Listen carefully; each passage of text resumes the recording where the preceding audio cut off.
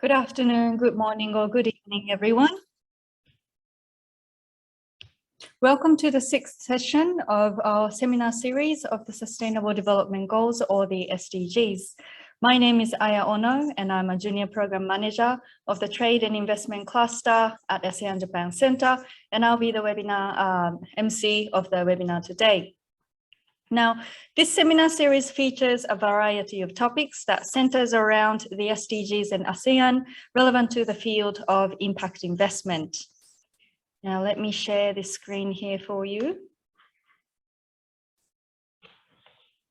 Okay, so in our seminar series, our first seminar started in May. We highlighted the potential of impact investing towards the SDGs in ASEAN, with Mr. Mason Tan from Garden Impact Fund as a case to illustrate ASEAN-based impact investment fund investing in ASEAN. In our second webinar in August, we had Real Tech Holdings, which is a Japanese tech-based impact investor investing in deep tech startups in ASEAN. The third session showcased 3 successful businesses as impact investees in ASEAN, and the fourth session detailed social impact management and introduction of SDG impact standard. Based on that, the last seminar, the fifth session, focused on impactful investment from Japan to ASEAN, featuring the investment from the fund called Arun. And all of those videos are available on our YouTube channel. And today we're very excited to bring you the sixth session on, or actually the second last session on building the ecosystem of social innovation, or the role of impact investing intermediaries. And before we begin, I'd like to just give you some information, housekeeping information. This webinar is broadcasted in both English and Japanese. If you're using a Zoom app on your phone or computer, please click on the icon that says interpretation to switch the language. And the webinar today will have about 40 minutes of the speaker giving the presentation and about 15 minutes of the Q&A session. So if you have any question, please send them through via the chat box on Zoom. And finally, the presentation slides will be emailed out to you once you complete the survey at the end of the webinar. So we'd very much appreciate your feedback. Okay, so that's about it for housekeeping, and let me introduce Mr. Tomo Hamakawa, who is a speaker today. And we're very fortunate to have Tomo-san today. Tomo is a co-founder and managing director of Earth Company based in Bali, Indonesia. And Tomo is a seasoned development professional, having lived in and worked in various corners of the world, from the Tibetan Plateau, Indian drylands, Indonesian tropics to Japanese metropolises. He has extensive field experience working for international and local development NGOs across Asia and Africa, including Copernic, the Children's Investment Foundation, the World Bank. And he was formerly an assistant professor in the Global Leadership Program at the University of Tokyo. And Tomo has a BA in social anthropology from Harvard College and a master's in public policy from the Harvard Kennedy School, and was an Asia Pacific Leadership Program Fellow and Innovation Fellow at the East-West Center. And in 2014, Tomo, along with his wife, was awarded the Dalai Lama's Unsung Heroes of Compassion Award. And he and his wife are actually the very first Japanese who received this very honorable award. So as you can see, amazing background. And we have Tomo-san speaking live from Indonesia today. So I would now like to pass it on to you, Tomo-san. The screen is yours. Hi everyone. Aya-san, thank you so much. Can you hear me okay? Yeah? Can you hear me okay? Yeah? All good. Great. Thank you so much for the kind introduction and the invitation today to share a little bit about what I do, what we do. I'm connecting today from Bali, Indonesia, where I'm located. I've been here for about 7 years now. And so, it's very exciting to be able to share what we do. So I'll switch to my slides now. Please ask any questions in the Q&A. No question is stupid or basic, so feel free to post any questions or comments. I love comments. I can at least be assured that you're listening to what I say. So comments are also highly welcome as well. So thank you for the kind introduction. And just to quickly kind of summarize my work experiences in different corners of the world, I think I have a pretty unique career in that I've done a lot of different things, and ranging from the multilateral organizations like UNICEF and World Bank, working for a donor called the Children's Investment Fund Foundation, working for a innovator called Copernic for about 7 years, as well as being on the ground working for local NGOs. I mean, one kind of life lesson that I just want to share very quickly from all these experiences is this concept of be, do, have. And it might not seem like it's related to social innovation or impact investment or anything, but I actually think it is on a deep level. So we're all kind of brainwashed to live in this way of do, have, be. We study hard, we work hard, we struggle, and so that we can have good grades, we can have money, all these things. And then we're told that there's happiness or this really great being at the end of this logic. But I think a lot of us are starting to realize, well, that's probably not a great logic to live. That's not a great logic to work. We have to place the be or the well-being up front. So we need to figure out what makes us really alive, what makes us really excited, what makes us feel meaningful, contributing to social issues or social impact. And then if you can be really aligned on your be, then the do will be very, very natural. It will be something that you'll be very motivated to do. And of course, there will be some haves that you get after the do, but there's nothing beyond that have that will make you happy, because you should be really, have had that happiness up front. So I feel like this also applies to the corporate setting, in the social impact setting. Happy to go on in the Q&A if you're interested. But I'll just move on to explain a little bit about what we do as Earth Company. So we run 3 programs: Impact Heroes program, Impact Academy program, and run an eco hotel called Mana, which is where I am. And I'm going to give you a quick tour in a few minutes, just to give you a little bit of flavor of where I am and what I'm seeing beyond this screen. Through the 3 programs, 3 initiatives that we run, we're trying to contribute to this evolution that we as humanity, we as society are going through, where we believe we're transitioning from a degenerative world to a sustainable world. But this Earth 3.0 is really, energy consuming net zero, because we have to address the negative impact that we're creating. Beyond that, there's circular Earth, which is a very energy efficient net zero. But then beyond that, there's a regenerative world that has a net positive world. So that's kind of the world that we believe are contributing to, and is a really important concept in all our businesses. So Earth Company is something that my wife, Asuka, and I started in 2014 as we were moving from Japan to Bali. And now today we're blessed to have about 40 people as part of the team. So about 15 are working on the Impact Heroes and Impact Academy program, whereas the rest are contributing to the hospitality business here in Bali. We've been fortunate to have received various awards and recognitions along the way. I won't go into any details, but this is part of the journey. This is probably the most important slide in my talk today. And it's really talking about the transition or transformations that organizations are going through. And I think it also talks about the social changes that we are witnessing. And so if you can imagine 2 axes, there's kind of a financial axis, and then there's kind of a social impact or environmental sustainability, or ESG axis, if you will.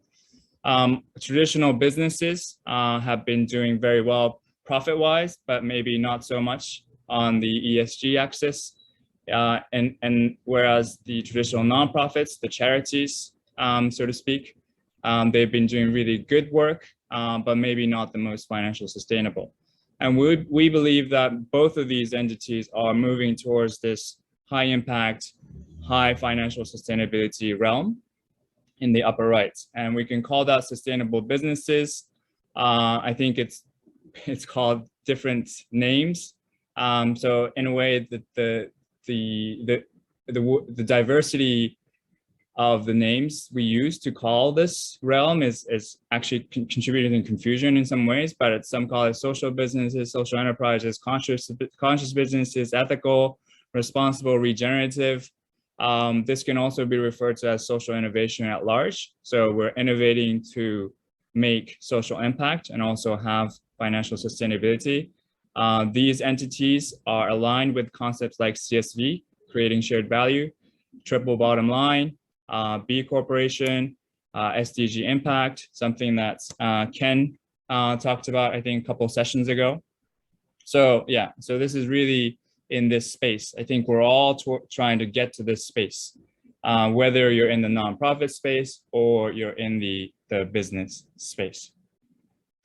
And I think the word impact investments, as you all know, is very, very much important and essential in this matrix. If we talk about financing of these kind of different entities, impact investment is definitely a financial vehicle used to fund sustainable businesses.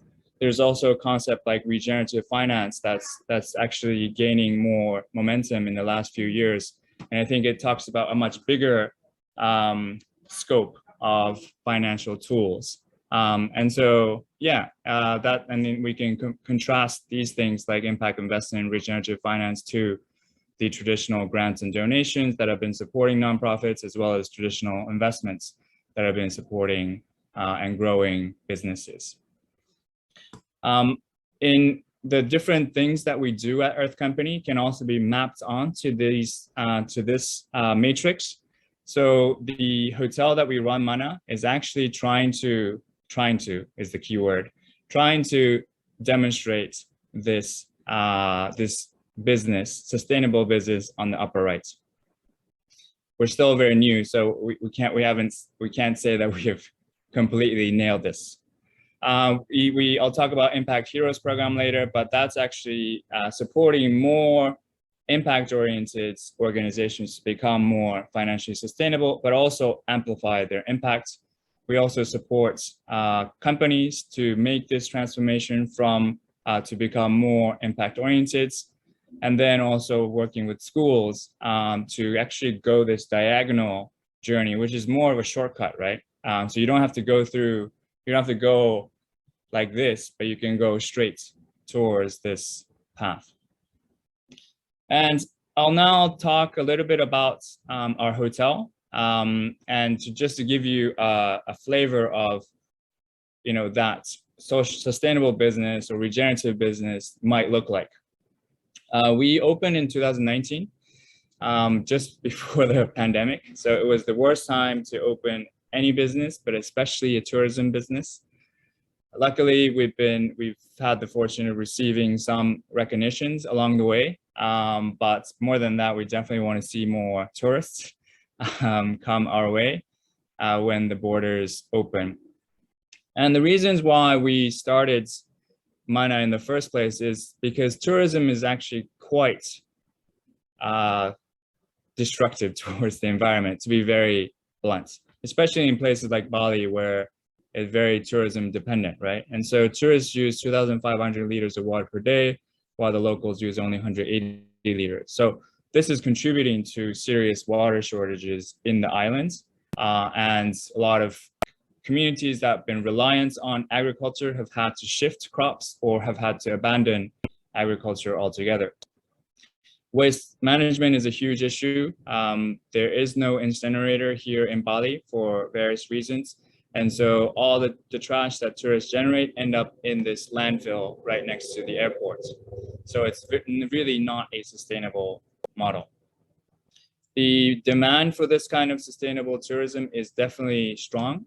This was a survey that was conducted by Booking.com in 2021, July 2021. I think the most shocking part is that 49%, so half of the 29,000 travelers think that there still aren't enough sustainable travel options available. So it just means in the post-pandemic world, when people start to travel again, then people are going to be looking for sustainable places. So this is what our property looks like from above. And yeah, we have three things. We have accommodation, we have a restaurant, and then we also have a shop downstairs. Just want to mention one thing, and then we can go on a quick walk to kind of, so that you don't have to stare at the screen, stare at slides. But we have a rainwater tank underneath the parking lot. So we actually we collect rainwater and we filter that water and to make it so we can be self-sufficient in terms of water consumption. Yeah, so this is what it looks like. We have solar panels and this is what it looks like inside. We're using bamboo roof, we're using mattresses that are rented. We also have a dormitory so that it's accessible even to young people, all that. So I will stop there with my presentation. I'll come back to my slides after the quick walk. If I can, yeah, okay. So just maybe 3 or 4 minutes, we can go around. So this is we're at the office and we're on the second floor. Downstairs on the walk. This is my wife, Asuka. Hello. And this is the shop that I was telling you about. So this is a conscious shop that only sells products that are environmentally sustainable, also with very strong social impact stories. So one example might be this kind of bamboo-based products. These are bamboo, so tree-free paper, yeah, toilet paper, tissues, made all from bamboo. We can go into this zero waste section. So this is a zero waste section where we sell products package free.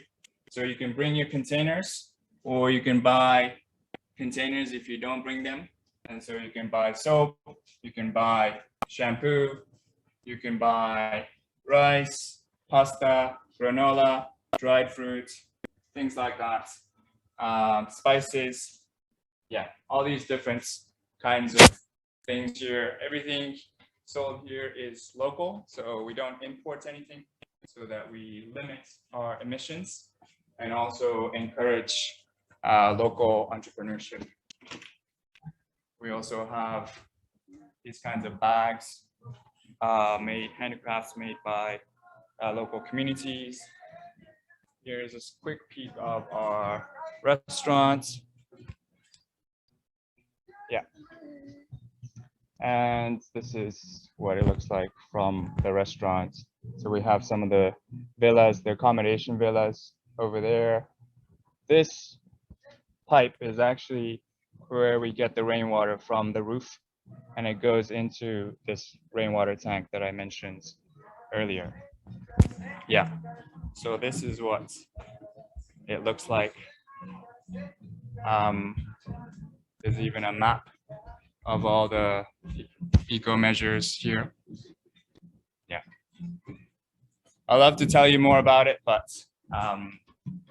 yeah, I encourage you all to come to Bali and then experience this in person, especially when travel becomes easier.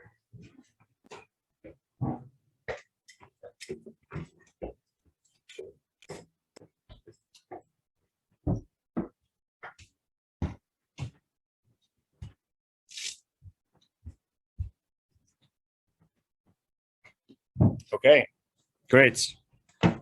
So I hope that was a little bit of fun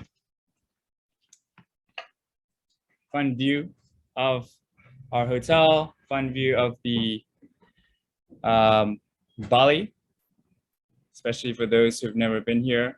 Going back to my presentation here, I hope everyone can still hear me okay. Yeah. Yes, we can. Okay, great. So here's the restaurant. I'm not going to go into details, but it's kind of a farm to table concept. And with the shop, we also sell products that are organic, eco, ethical, social, and local. Yeah. And one thing to note here in terms of impact investment, we actually received impact investment from an Australian fund as part of the development cost of this place. So we are not only promoting impact investment through our work, but also a recipient of impact investments. So happy to expand on that a little bit more later. Yeah. And there are actually a number of properties like this, like us, who are very progressive in their sustainable commitments and also their social impact practices. And so we launched this new series called Asia's Next Gen Hotels that feature these properties around the region. Yeah, I think my colleague Noor is sharing the link, so I'll be happy if you can check them out. Okay, so now I want to spend the rest of this time, about 25 minutes or so, talking about how we move or how we help organizations, move towards this upper right corner. And so there's work to be done for the more traditional nonprofits to move to the right, as well as companies to move upwards. And I'll start off with Impact Heroes work that are mainly about making them more financially sustainable and also amplifying their impact. So in short, it's a social accelerator program, and we select one impact hero, one change maker per year from the Asia Pacific. And as you can see from the countries and the sectors that they work in, very diverse. We're more looking at life stories, life mission of these impact heroes. So we have someone like Bella from Timor-Leste, Robin in Indonesia and Philippines, Kathy in the Marshall Islands, Wei Wei in Myanmar, she's a Rohingya by background, and also Arif Rabbik working in Indonesia. And these figures on the bottom are the funds that we have helped raise for them, mostly in the form of grants and donations. So we're facilitating that money towards these change makers. So in addition to fundraising, we also help them with coaching, marketing supports, business developments, management consulting, basically anything and everything we can do for them. And it's not just the one impact hero per year, but we're starting to build a community. And last year we were able to support 9 impact hero finalists as part of our community. So they participated in the 6-month program. And through the impact heroes, we've been able to build a number of facilities across the region. So these are environmental education facilities. It might be birth centers, youth centers, and then we've been able to serve about 880,000 people to date. I just want to give a couple of examples from our Impact Hero community because they're just super inspiring people. And if you ever have the chance to meet them, you'll be inspired as well. And you will feel like you want to do something for them. And that's how, my wife Aska and I felt when we first came across these people. So Bella, I'm not going to show the video, but this is a wonderful short video that I can share later. It's a 3-minute video talking about the situation in Timor-Leste. But basically, she is an environmental activist and also a LGBTI activist as well. And she has already declared that she will run for presidency of Timor-Leste in upcoming presidential election. And so if elected, she will become the first LGBT president in Asia, and also the first female head of states in Timor-Leste. So speaking of social change and social innovation, if someone like her becomes the head of the country, then we can anticipate huge changes. And so it's someone like her that we found and selected early on, and we've been supporting with the establishment of a school and also ecotourism center, things like that. And as I mentioned, so last year we started to do this cohort approach and supporting a number of change makers in the Asia Pacific, and to connect them to resources and provide them with knowledge and mentorship. And so I just want to share a couple of examples from this cohort. So there's one Japanese American social entrepreneur. Her name is Kristen Kagetsu. She was born and raised in the US, and she co-founded this organization called Sati Pads.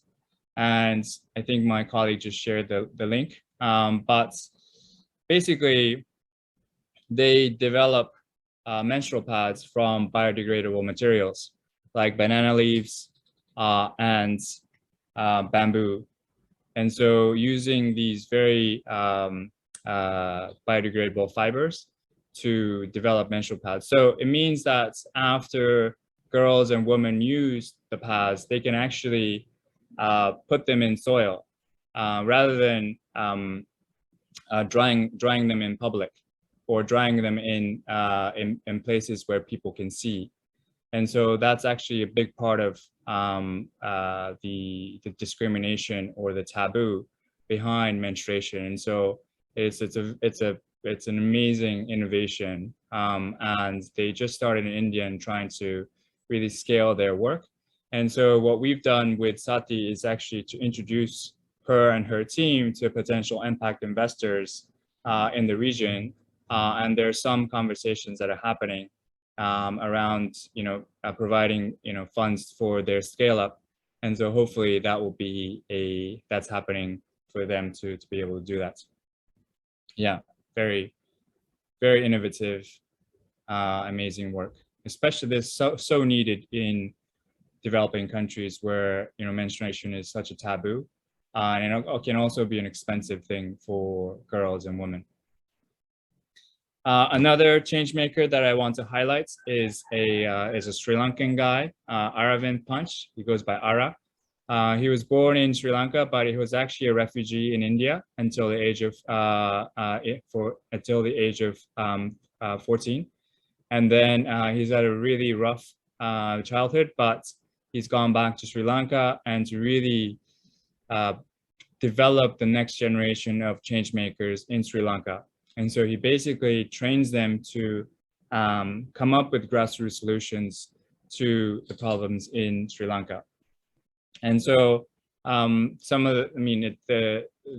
just the range of topics that they cover in this youth development program is simply amazing, ranging from, a maker's lab, mechanics lab, to art lab, bio lab, space lab. And they support these young innovators to build their own ventures. And so there's a venture building component to what they do.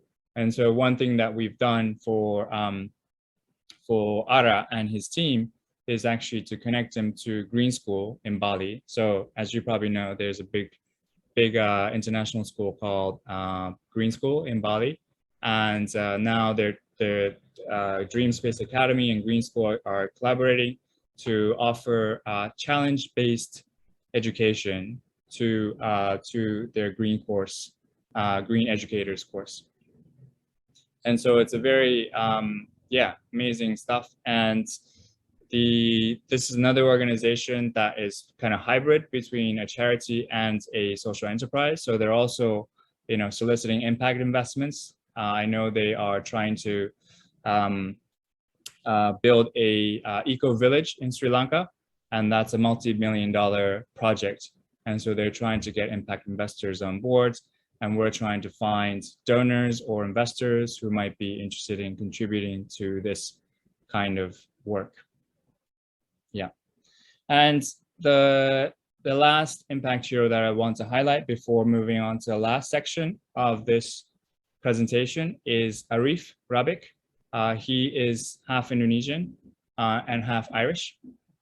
And he was born, he is a second generation bamboo master, committed to creating a new paradigm in the world's timber industry by replacing wood with bamboo. So what he's trying to do with his team is basically to create 1,000 bamboo villages in Indonesia and 10,000 bamboo villages in the world, in 9 countries in the equatorial belt. And when we talk about bamboo, it's not just about bamboo, but it's bamboo agroforestry, right? And so bamboo is the backbone of the ecosystem, but there are many other plants and trees and species that are part of this agroforestry. And so it's trying to do many things at once. So it's working in these rural areas that are very degraded in terms of soil productivity.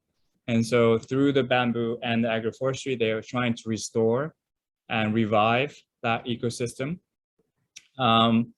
Through the planting of bamboo and agroforestry, they're trying to absorb 16% of Indonesia's CO2 emissions, which is huge, 16%. That's a huge amount. And 10,000 bamboo villages in the world will actually absorb 3% of the world's carbon emissions. So yeah, it's a really grand vision with very tangible impact on climate change. Also through this kind of, through empowering villages, they're trying to generate $6 to $9 billion US per year through economic activity, and also creates 1 million plus jobs. And they've started to do this in Flores. And now they've proven that this works in Flores Islands in Eastern Indonesia, and now they're trying to scale up in different parts of the islands, in the archipelago. And so what we're trying to do is help them write proposals to potential donors, very big funding opportunities, and so that they can really replicate this work, not just in Indonesia, but also across the ASEAN. Okay. So in the last 15 minutes, so I'm just going to talk about what we try to do for companies, kind of go up in this matrix, if you will. And so we've been running this academy for the last about 5 years. We've managed to deliver over 50 programs, reaching almost 2,000 people from 23 countries. And the topics that we focus on are SDGs, or beyond SDGs, circular economy, social innovation, corporate purpose, things like that. And I know I'll talk more about companies, but just a quick word on kind of schools and universities. We're working with high schools, colleges, and also graduate schools to bring in more kind of SDG focused education to these schools. One success story that just actually we found out about few days ago. This happened last week in Abu Dhabi. This school called UWC ASEAN-Japan in Karuizawa, they just won this award. It was a student-led initiative, and they won $100,000 to make their campus more sustainable. And so they'll be implementing a number of sustainable measures like biomass boiler, solar panels, and also increasing their food production. And so this was a really amazing success story for us just recently. And so in terms of companies, as you all know, the demand for ESG as SDG programs are really high in demand in the corporate sector. So we've been doing that for the last couple of years, and I'll just share a few examples from that. But before I talk about examples, just want to share a few powerful quotes that we often talk about in our trainings. This is a quote from a British biologist, Sir David Attenborough. What we do now in the next few years will profoundly affect the next few thousand years. So we're very, very unique generation that has leverage on the future. Barack Obama talks about we're the first generation to feel the impact of climate change and the last generation that can do something about it. Last generation. If we don't do it, we may not have a future that our children and grandchildren can live in. We all know Greta Thunberg. You say that you love your children above everything else, and yet you're stealing their future. I think for us parents in this meeting, this is a really powerful message coming from the next generation. And so, well, yeah, I think there are more and more people advocating for companies to change, to become more sustainable, to embrace ESG and things like that. Paul Polman, who was the former CEO of Unilever for about 10 years, just published this book called Net Positive, which is very in line with the regenerative future that we're trying to create. And it's a very simple statement. How do we give more to the world than we take? I think most of the economic activities that we have in this world are taking more than giving. So how do we reverse that, right? How do we make that change? And the ultimate question is this world better off because your business is in it? Is this world better off because your business is in it? Right? If we can confidently say yes, then I think we can, we will feel good about the business that we represent, the organizations that we work for. And so, yeah, there's so much importance placed on how companies need to change, and we're trying to promote that. And just one thing before we jump into the case studies is, to companies, we often talk about 4 drivers of corporate action. And we don't think it's mutually exclusive in that you don't have to just pick one. I think it's always a combination of the 4, but it's good to be aware of the pressures or motivations behind how people and companies engage with things like impact investments or social innovation.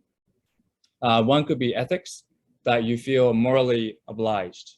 You feel this ethical drive to do the right thing. Another is compliance. So there are increasingly pressures from regulations. Investors are demanding that.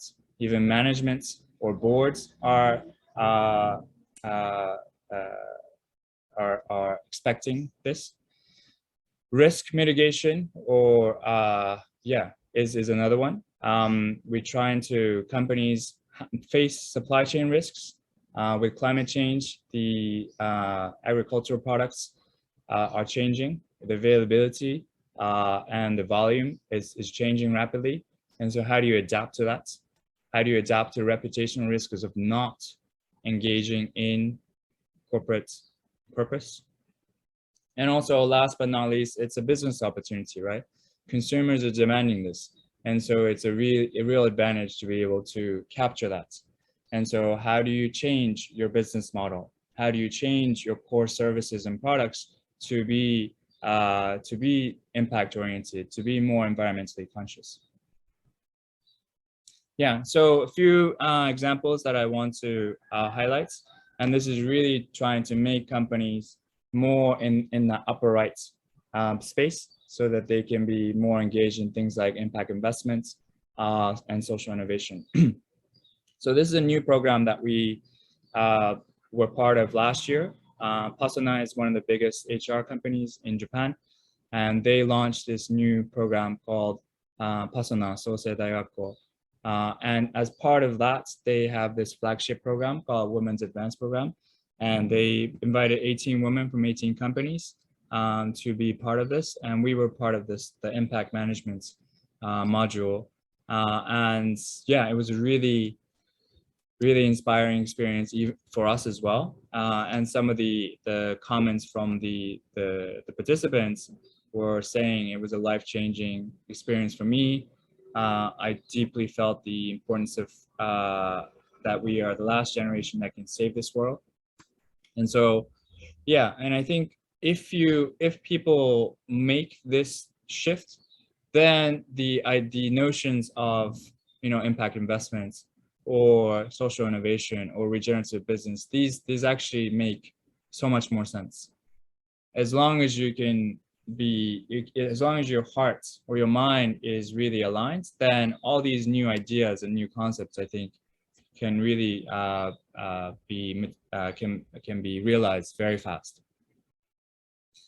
Another program that we ran with a company called Crossfields in Japan, is for Hitachi.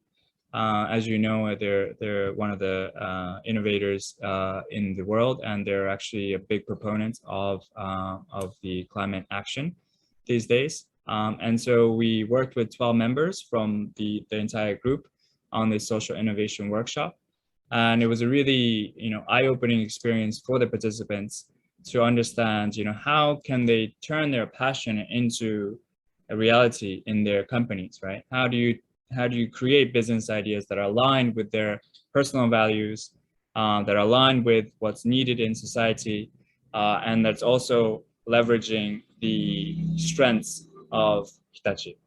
And so, yeah, I won't read out all the comments, but yeah, it was a really meaningful experience for the participants, and we felt good that we could be part of this this transformation.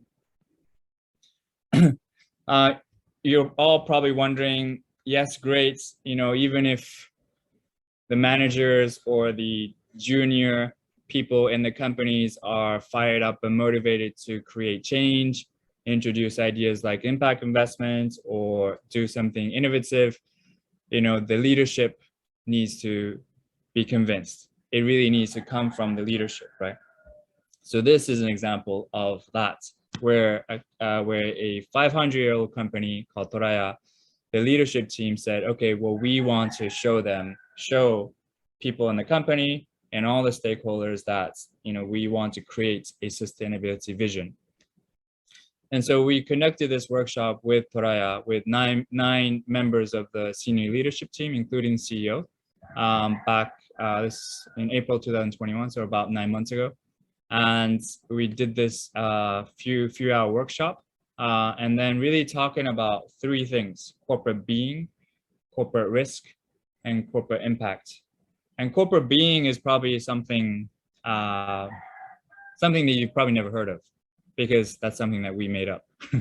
And actually, so the reason why we made this up, this phrase up, is because it actually goes back to the be, do, have concept that I mentioned at the beginning. It's really about, what is your role? Why do you exist? Why does the company exist? It's asking these very deep fundamental questions. Do you want to be a good company that serves your stakeholders? And I believe all companies, are started off with that intention to contribute to society and also to make money. But along the way, we all get sidetracked. And so it's really to reflect on, what is it that you want to represent as a company. So that's what we mean by corporate being. And so, yeah, the members of that workshop were really, really inspired. And one really great ending to this story is that 6 months after we did this workshop, they actually worked on this internally over a few months, and they actually are working on a sustainability policy for the company. And so we were really inspired that an very old company, 500-year-old company, right? And so the current CEO is the 18th generation of the family that's been running this, right? And so, yeah, they know sustainability, right? They've been around for 500 years. And so we're very fortunate that we've been able to contribute to that, to their journey. And just the last couple of slides from my presentation. So we're starting to do more of that in Southeast Asia now. And so just last week, there was a launch of this, or 2 weeks ago, there was a launch of this, the biggest sustainability training platform in Singapore. And we are part of that platform. And so we're trying to share more of our experiences and knowledge with Singaporean companies because as you know, the Singapore government is really driving this, the green policy, green plans. And so we want to contribute to that as well. Yeah, and then we're starting this new program for individuals in Japan in a couple of days. Unfortunately, the deadline has already passed, but we'll be doing more of these for individuals in the future, and also in English language. So if you guys are interested in this kind of stuff, very happy to share more. Okay, with that, I think that's about 40 minutes. Thank you for listening. Here are my contact details and the contact information of Earth Company Mana. So please stay in touch or ask questions. Thanks so much.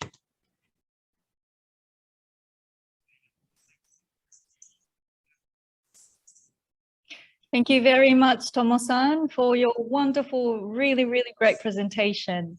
I really felt like that presentation showed the virtue of humility that you bring in the work that you do. So thank you very much. And how wonderful also and refreshing to be able to see the hotel. I feel like, well, I really personally enjoyed it too, but a lot of people are so desperate now to, travel overseas. So I'm sure many participants enjoyed it. Great. Thank you. All right, so now we'll move on to the Q&A session. And I'll share the slides here. Okay, so I think we'll start with some questions. I can see that we are having one quick question on the Q&A. Yeah, but we'll just do this first question. And I think it's in relation to your impact heroes. Yeah. Some social entrepreneurs do not have enough income at the start, and as an intermediary, do you have any solutions with some examples towards enabling social entrepreneurs to sustain themselves? Yeah, it's a very good and important question, I think, for social entrepreneurs. And our approach has been to have kind of diversity in funding streams. So combining impact investment as well as grants and donations. And I think that's diversification is especially important in times like now, the pandemic, where you don't know what's going to happen, right? We live in a VUCA world, right? Very volatile, very unpredictable world. And so, relying on one source of income, I think can be quite risky. And so even for, so that's why a lot of, I think, social entrepreneurs have both, a nonprofit and a company. And even if it's a company, they might try to win, prizes and awards just to try to diversify their funding streams. And that's also same for us as Earth Company. We have, grants and donations that support us, as well as our own income, our revenue. As well as donors and investors. Yeah. If I may, Tomo-san, would you be able to also answer? I wonder if you can answer. You started the hotel in 2014, right? And did it also take quite a long time for you to be able to? Sorry. Also. Sorry. Started the hotel. I think the network isn't very stable at the moment. In 2019. Yeah. Okay, sorry, 2019. Okay, so it's not too long ago, and it's pre-COVID. And I was wondering if you could also kind of share your experience in terms of sustaining your own business. Your early on, what was your journey like? Experience was your journey like?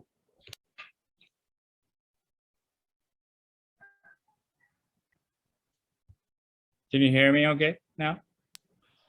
I can hear you now, yes. Could you hear my question? Okay. Yeah, it's the journey, right? Yeah. Journey has been really rough. So we opened just before the pandemic, and had no idea that the world will shut down like this, and that tourism will basically be obliterated, right? Be basically shut down. So we've had to pivot a little bit. And so we have a restaurant, as I showed you. And so we're trying to get more revenue through our restaurants, which is open to the local customers. And then the villas have been quite empty because tourists have been, very low in volume. So yeah, so still surviving, luckily, and just hoping that we can get through to the end of the tunnel. Thank you. Thank you for sharing that story. I think your position is quite unique in the sense that you yourself are a social entrepreneur and also an intermediary supporting other social enterprises. So yeah, thank you for your story that way. And the second question, we'll move on to the second one. And we're talking here about listed companies. Are there any examples of listed companies that collaborate with social entrepreneurs through not only financing, but also investing in human resource, I suppose non-finance support? And if so, what kind of mindset or mentality should these companies be prepared with? Yeah, very good question as well. And I think it's really, we need as many listed companies as big companies involved in this space as much as possible. It doesn't have to be financing per se, but I think, corporate members involving in, pro bono projects, I think is a really important way to contribute, and also to understand what's happening in these nonprofits and social enterprises. So many companies have this kind of, pro bono programs through which employees can engage with these companies and be of use, be of value to them, right? And so we've been on the receiving end of a lot of these kinds of pro bono projects, and it's really a win-win situation, right? Because as recipients of these services, of course, we can get new ideas, new introductions, new connections, and then for the corporate employees who contribute to them, they also get so much out of it, and they have fun. And I remember this one pro bono group before the pandemic, they did this like 6-month assignments with us, Earth Company, and then they actually came on a field trip to Bali together as a group, and stayed at our hotel because they really became fans of our work. And so it's really that kind of relationship, that long-lasting relationship, that's really valuable, and it's such a mutually enjoyable experience. Thank you. To follow up on that question just now, or the answer that you just mentioned, there is a relevant question coming through on the Q&A on Zoom. How do you select communities that you would help? Yeah, okay. Yeah, so I guess this is referring to the Impact Heroes program. And we've been doing call for applications for the last few years, and we get, anywhere between like 50 to 100 applications every year. Who's saying, I want to be the next impact hero. And we ask a lot of different intermediaries to also help with the call for applications. So, we're based in Bali, but we want to reach out to social entrepreneurs in Vietnam and Cambodia and the Marshall Islands and the Fiji Islands and Malaysia, And so our network is limited. So we work with a number of other networks and intermediaries to get the word out. And every year it's a really exciting process to read all these applications, to understand their life stories, and then to make the very difficult decisions to select the cohort and also the winner, right? Because we always have to select one winner, and that's usually a very challenging experience, but it's also an inspiring experience, just so that we learn about their stories and their work.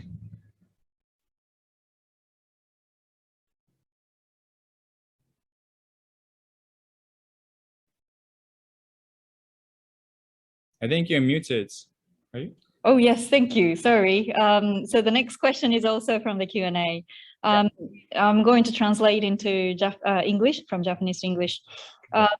Which sector do you think has the highest contribution, highest degree of contribution from the government, NPO, for-profit organizations or individuals? And I understand that all are important, but which sector should we motivate the most to be able to effectively contribute to, I suppose, the SDGs initiatives? Companies by far. Companies. Companies. Why yeah. so? Do you think the biggest challenge to is the existing system, right? Is the capitalistic system that we're in, where short-term returns are preferred over longer-term gains. It's really about how much it's about how much you sell and consume. It's not about how much you give to the world, right? And I think the companies are the economic engines of this economy, right? Of the world that we live in. And so the more that companies can make, I think the aggregate impact will be very, very big. And I think the second party will be governments. I think governments obviously has a huge impact, huge leverage on everything that we do. Yeah. Okay, thank you. We have 4 more minutes, so maybe a few more questions if we may. Sure, yeah. Okay, the next one, I suppose, is something that you just touched upon. As a business in the private sector, do you have any suggestions as to how the government could build an institutional environment or ecosystem or funds suitable for social businesses? Yeah. And any good examples, if you know of any. Yeah. I mean, I think whenever the government is driving this kind of social impact, I think, the things like social impact bonds, SIBs, and results-based finance mechanisms are very effective. And so there's, the government says that we want to reduce, mortality or morbidity by this much. Or we say we want to improve educational outcomes by this much. Or we want to improve the well-being of the elderly by this much. And then the government puts a price on that outcome, and then it's the private sector or it's the service deliverers that are responsible for achieving that. I think that mechanism works quite well, especially if it's led by the governments. And also, I think the other important thing, as a business owner, whenever the government sets out a clear agenda for a particular area, or let's say like a village level says we want to be a very sustainable tourism destination. I think everyone in that community then has a vision, right? And so that kind of vision setting and agenda setting is really important, and that can be mainly done by the governments.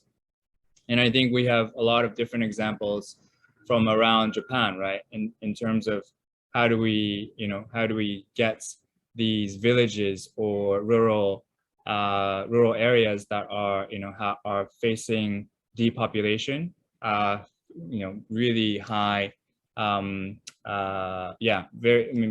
lot of different social issues, and how do we revitalize them? And I think if the government if the jurisdiction can set clear goals, clear vision, I think the private sector and civil society can really more easily join that bandwagon and contribute to those goals. So I think that will be a good way for the government to lead.